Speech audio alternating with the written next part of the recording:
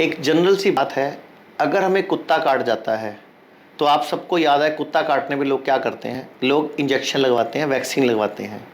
कभी किसी ने आज तक सवाल किया उस वैक्सीन में क्या है, हमें क्या लगाया जाता है, हम क्यों लगवाते हैं वैक्सीन? तो आम आदमी से अगर सवाल पूछो तो बोलता है कि रेबीज़ हो गया इसलिए वैक्सीन लगाते हैं। तो मैं आपको दो सिचुएशन बताता हूँ। आपको कुत्ते ने काटा, मान लेते हैं उस कुत्ते को रेबीज़ था या कुत्ते को नहीं था, दो ही बात हो सकती हैं। तो अगर तो रेबीज़ था तो आपकी बॉडी में, आपकी ब्लड में चला ही गया, तो वैक्सीन क्यों लगवा रहे हो? क्योंकि वैक्सीन में क्या है, रेबीज़ ही है। दुनिया को नहीं पता, लोग सोचते हैं वैक्सीन में एंटीडोट होता है, कोई उसके खिलाफ कोई लड़ने की कोई शक्ति होती है। दुनिया की किसी भी वैक्सीन में कोई एंटीडोट नहीं होता। वैक्सीनेशन जो शब्द है, वैक्सीन के अंदर वही वायरस, जिस वायरस से हम बीमार पड़ने वाले थे, वही वायरस को बोला जाता है कि उसका लाइव वायरस था या उसका मृत स्वरूप था या उसका डाइल्यूटेड स्वरूप था या उसका कुछ अंश था। तो मुझे बताओ उसको मृत कैसे किया? पहले तो वो टेक्निक क्या है, कोई बता सकता है? तो पूरी दुनिया में ये बहुत बड़ा एक मेडिकल माफिया, वैक्सीनेशन माफिया जो चल रहा है, जिसने पूरी दुनिया को हिला रखा है। जैसे मैं आपको एक सवाल पूछ ही रहा था कि कुत्ते ने काटा, दो सिचुएशन है, कुत्ते को रेबीज है या नहीं है। अगर तो कुत्ते ने आपको काटा, उसको रेबीज है, तो आप वैक्सीनेशन लेकर और रेबीज लेने क्यों जा रहे हो? अच्छा चलो, कुत्ते को रेबीज नहीं है तो आप रेबीज लेने क्यों जा रहे हो? दोनों सिचुएशन में आपको इंजेक्शन नहीं लेना था। अब आप बोलोगे ये हो गया तो वो हो गया, तो करना क्या था? हाँ, ये इंपॉर्टेंट है, करना क्या था। जब भी कोई वायरस या बैक्टीरिया बॉडी में आक्रमण हो या कोई भी पैथोजन का आक्रमण हो, 3 से 4 दिन के लिए खाना नहीं खाना। उस 3-4 दिन में ऐसा भोजन करो जिससे बॉडी की इम्यूनिटी बढ़े, अंदर की शक्ति बढ़े। जैसे उस टाइम पे 3 दिन में रोटी चावल मत खाओ, दूध मत पियो, अंडा मत खाओ, नॉनवेज मत खाओ।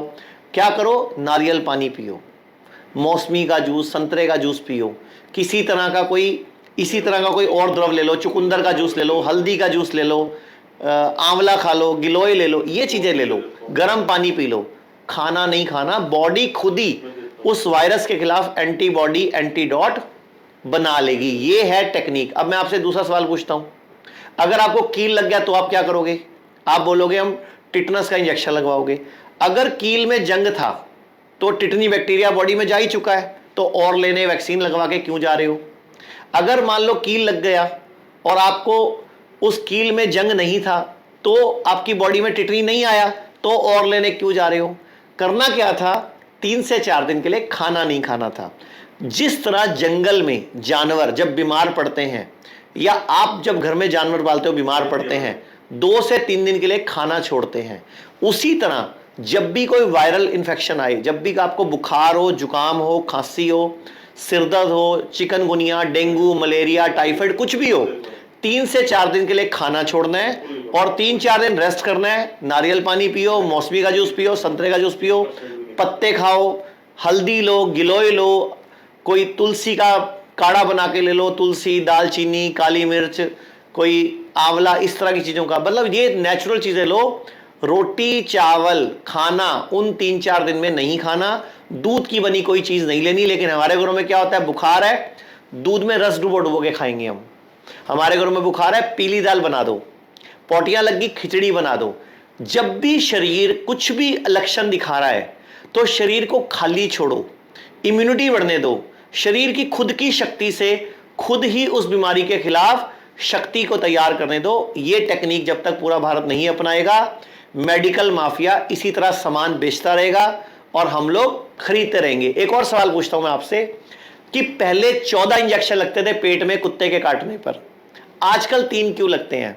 मैं भैया से ही पूछता हूं जो रिकॉर्डिंग कर रहे हैं, सर आप बताओ, 14 लगते थे अब 3 क्यों लग रहे हैं? सर इसीलिए लग रहे होंगे ना, अपग्रेड कर दिया होगा उसको, इंजेक्शन मॉडिफाई कर दिया, इसलिए अब कर रहे होंगे, या नई रिसर्च होगी आपके हिसाब से? सर यही समझते हैं हम तो, यही समझते हो। जबकि सच क्या है, आप कंपनी की वेबसाइट जो कि कुत्ता काटने की वैक्सीन बनाती है, उसकी वेबसाइट पे चेक कर लो क्या लिखा हुआ है, या रिसर्च पेपर चेक कर लो लैंसेट का।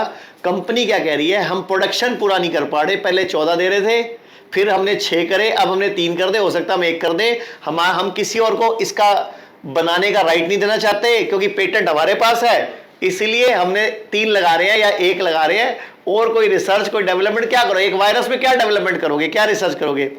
14 में भी वायरस था, 3 में भी वायरस ही है, 1 में भी वायरस ही है, तो कुछ नहीं है सर, एक चीज ये पूरा खेल है। छत्रपति शिवाजी महाराज हुए, बहुत बड़े बड़े योद्धा हुए, लेकिन उस समय किसी तरह का वैक्सीनेशन बच्चों में नहीं लगता था। लेकिन आज अगर बात की जाए, बच्चों को पैदा होते ही कुछ टाइम का 1.5 से 2 साल का वैक्सीनेशन का चार्ट दे दिया जाता है। अगर बात करें, इतने इतने बड़े बड़े योद्धा हुए, उन्होंने कोई वैक्सीन नहीं लगवाई थी। ये वैक्सीनेशन अगर ना लगवाई जाए तो बच्चा बीमार हो जाएगा सर ऐसा नहीं है, हमारे देश में कोई भी ये बात करने को तैयार नहीं है कि जब बीमारी आए करना क्या है। हमारे देश में जब बीमार हो खाना छोड़ना है, ये कोई बोलने को तैयार नहीं है। इवन की जो अभी पीछे सुइयां लगी 200 करोड़, तब भी लोगों को ये बोला गया जब सुई लगवाने आ रहा हो तो खाना खा के आना, जबकि पूरा दिन खाना नहीं खाना होता, क्योंकि बॉडी ने उस वायरस के खिलाफ एंटीबॉडी बनाना है, एंटीडोट तैयार करना है, उसका एंटीबॉडी के अंदर शक्ति तैयार करनी है। जो भी बच्चों को वैक्सीनेशन लग रही है, ये एक WHO का प्रोटोकॉल है, इसकी किसी को कोई जरूरत नहीं है। मैं बहुत सारे लोगों को जानता हूं जिनके किसी भी बच्चे ने एक भी वैक्सीन नहीं ली, लेकिन अगर ये वीडियो कोई हेल्थ मंत्रालय का बंदा देख लेगा, वो मेरे ऊपर केस कर देगा, वो मुझे कंप्लेंट डाल देगा, कहेगा आपको क्या फैला रहे हो। जबकि बॉडी में वैक्सीन में होता क्या है, वही वायरस तो होता है जिस वायरस से हम एक्चुअल में बीमार पड़ने वाले हैं। अब देखियो, पोलियो का नामो निशान खत्म है, तो तुम पोलियो की वैक्सीनेशन बंद कर दो ना। आप जब जब दुनिया में कोई भी ग्राफ देखोगे कि काली खांसी आई या डिप्थीरिया आया या गलघोटू आया, तो आप देखोगे उनका ग्राफ ऐसे से फिर ऐसे गया। तो जब भी दुनिया में वो बीमारी अपने आप ही जाने वाली थी और तब वैक्सीनेशन आई, और सारा क्रेडिट वैक्सीन को चला गया कि वैक्सीन की वजह से वो बीमारी गई, जबकि ऐसा नहीं है। एक हर चीज का एक साइकिल है। जैसे अभी एक 200 करोड़ लोगों को जो बीमार करके गई, जो सुइयां लगी, वो भी एक बीमारी है। मैं नाम इसलिए ले रहा हूं क्योंकि वो उसके सोशल मीडिया के कुछ रूल्स हैं कि उस बीमारी का नाम लेते ही वो वीडियो ब्लॉक हो जाती है या डिलीट हो जाती है, इसलिए मैं उस बीमारी का नाम नहीं ले रहा। आप समझदार हो, 2.5 साल पूरे भारत में प्लैंडेमिक का खेल चला है, हम उसको प्लैंडेमिक बोलते हैं। तो एक ही तरीका है, अपनी इम्यूनिटी बढ़ाओ, उसके लिए रोज हल्दी खाओ, कड़ी पत्ता लो, आप नीम की गुठली ले सकते हो, आप करेला नीम, मतलब घर में जो भी बॉडी के ब्लड को प्यूरिफाई करने का सामान है। आप बीमार पड़ने पर 3 दिन के लिए खाना छोड़ो ना, सबसे बेस्ट तरीका है। मैं आपको एक लाजवाब जूस बताता हूं।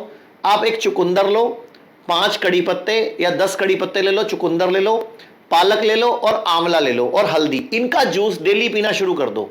कमी हीमोग्लोबिन कम नहीं होगा, किसी भी तरह का वायरल इन्फेक्शन से, कोई और इन्फेक्शन लड़ने की शक्ति आ जाएगी, कभी कैंसर नहीं होगा, कभी पेट खराब नहीं होगा। आप, क्योंकि हल्दी एंटीबायोटिक भी है, एंटीवायरल भी है, एंटी फंगल भी है, एंटी इन्फ्लामेटरी भी है, एंटी कैंसरस भी है। तो ऐसे हमारे देश में जड़ी बूटियां, जो हमारी किचन थी ना, यही पूरी की पूरी दुकान है, मेडिकल कंपनी खुद की खुद हमारी किचन है। अब उस किचन के अंदर के सामान को यूज कर लो तो आप कभी बीमार नहीं पड़ोगे।